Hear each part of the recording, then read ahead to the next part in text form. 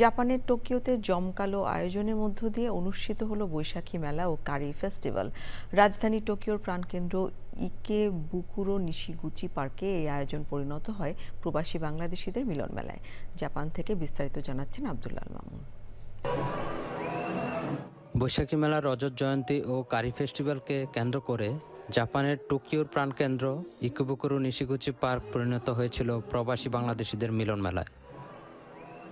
নতুন বছরকে বরণ করতে ধর্ম, বর্ণ, দলমত নির্বিশেষে সর্বস্তরের প্রবাসীরা এখানে অংশ নেয়। শুধু প্রবাসীরাই নয়, এ মেলায় স্থানীয় জাপানি অতিথি ছাড়াও বিভিন্ন দেশের নাগরিকরাও ছিলেন। আমি বাংলাদেশ দূতাবাসের পক্ষ থেকে সবাইকে জানাই পয়লা বৈশাখের শুভেচ্ছা।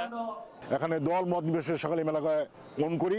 বাঙালির কৃষ্টি এবং কালচার ধরে রাখতে নাচে গানে দিনভর মাতিয়ে তোলে জাপানে অবস্থিত বিভিন্ন সাংস্কৃতিক সংগঠনের পাশাপাশি বাংলাদেশ থেকে আগত শিল্পীরা।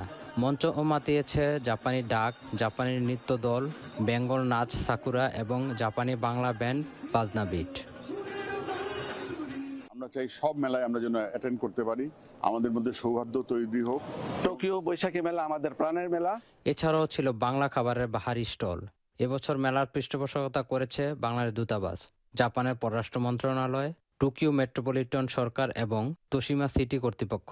প্রধান পৃষ্ঠপোষক শেখ মোহাম্মদ আলিমুজ্জামানের সভাপতিত্বে প্রধান অতিথি ছিলেন জাপানে নিযুক্ত বাংলাদেশ রাষ্ট্রদূত মোহাম্মদ দাউদ আলী। বিশেষ অতিথি ছিলেন পররাষ্ট্র মন্ত্রণালয়ের দক্ষিণ পশ্চিম এশিয়া বিভাগের সচিব ফুমিনারি ওকোতো, জাপান বাংলাদেশ মেডিকেল অ্যাসোসিয়েশনের পরিচালক হিরুইকি সাকুরাই এবং আয়োজক সংগঠন জেবিএস এর চেয়ারম্যান ওসামু ওসুবো। হাজার হাজার দর্শকের উপস্থিতিতে আজকের মেলাটি সম্পন্ন হয়েছে। Abdullah Mamun, channel I, Tokyo, Japan.